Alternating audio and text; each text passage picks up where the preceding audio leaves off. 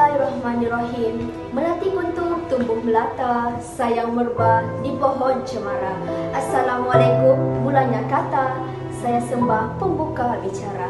Assalamualaikum dan salam sejahtera. Saya Aini Masni binti Masdun, nombor matriks 31 DKB 21F1011.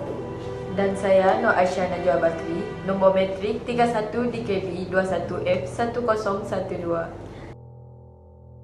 Di sini kami akan memulakan pembentangan dan dibahaskan lagi dengan lebih mendalam tentang kemakmuran dalam masyarakat majmuk. Sebelum itu, kami akan menunjukkan video yang telah kami buat mengenai kemakmuran masyarakat di dalam Politeknik Metro Bentong Sarawak. Sajak, kembalilah kepada perpaduan oleh Ahmad Sarjuk.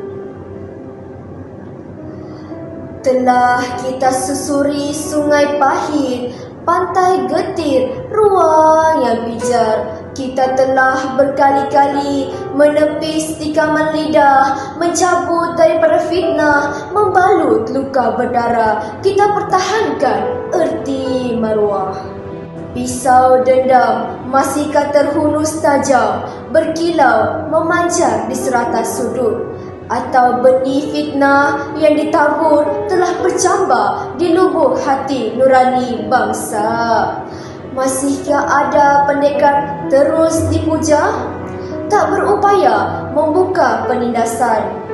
Kerana kemenangan bukan miliknya, terpaksa menyerah kepada hukum alam. Telah kita jahit luka demi luka dengan benang keinsafan.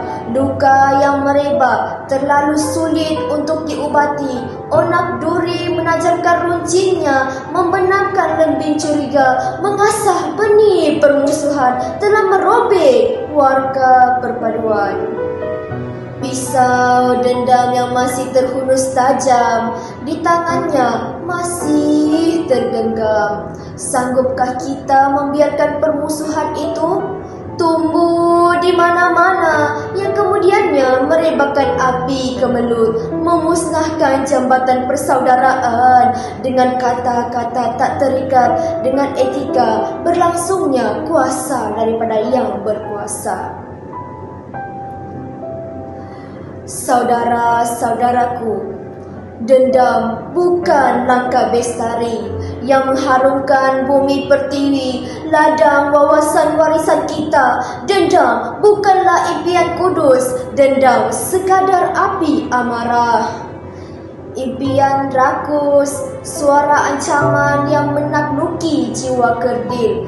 Dendam adalah pisau, adalah pedang, adalah tikaman demi tikaman yang sering tertancap di dada bangsa sendiri.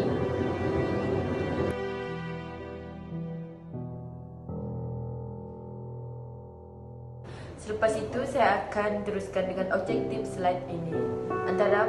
Antaranya pengenalan kepada kemakmuran masyarakat. Selain itu, isu semasa terkini mengenai masyarakat, kemudian cabaran kepada masyarakat berbelang kaum. Di samping itu, usaha yang memupuk masyarakat majmuk, seterusnya penyelesaian, menyemai perpaduan dan kesimpulan berdasarkan tajuk kami. Objektif yang diberikan oleh Saudari Aisyah memberikan idea yang menarik dalam pengenalan kepada kemakmuran masyarakat. Seperti yang Tuan dan Puan dapat lihat, maksud bagi kemakmuran ialah menjadikan Malaysia sebagai sebuah negara yang terus-menerus membangunkan secara mampan seiring dengan pengagihan ekonomi yang adil dan inklusif di setiap peringkat rantaian nilai, kelas, kaum dan geografi, sehingga mewujudkan rasa keharmonian dan kestabilan di kalangan rakyat. Tetapi, adakah masyarakat sekarang mewujudkan kemakmuran antara kaum? Slide yang seterusnya di mana hadis Al-Quran menceritakan, dan jika Tuhanmu menghendaki, tentu Dia jadikan manusia umat yang satu. Tetapi mereka senantiasa berselisih pendapat, kecuali orang yang diberi rahmat oleh Tuhanmu. Dan untuk itulah Allah menciptakan mereka. Kalimat keputusan Tuhanmu telah tetap. Aku pasti akan memenuhi neraka jahanam dengan jin dan manusia yang durhaka semuanya. Sebenarnya dalam perbezaan ini Sebenarnya dalam perbezaan itu ada potensi besar untuk mewujudkan harmoni, keindahan dan kedamaian. Sayangnya tidak banyak orang yang menyadari pesan tersembunyi itu, kecuali orang yang mendapatkan rahmat Allah SAW. Apa yang dikatakan saudari Aisyah itu benar, tetapi adakah ia berkaitan dengan isu semasa terkini mengenai masyarakat? Perpaduan rakyat Malaysia dilihat jelas apabila dicermahkan dalam keadaan sebenar ketika negara dilanda cabaran dan musibah termasuk menghadapi gelombang COVID-19.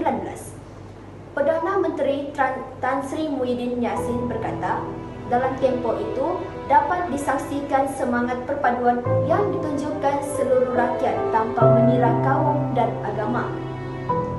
Menurutnya, ramai orang menunjukkan sifat empati dan menzahirkan keupayaan individu atau kumpulan untuk memahami sentimen, aspirasi, kebimbangan dan cita-cita individu atau kumpulan yang lain.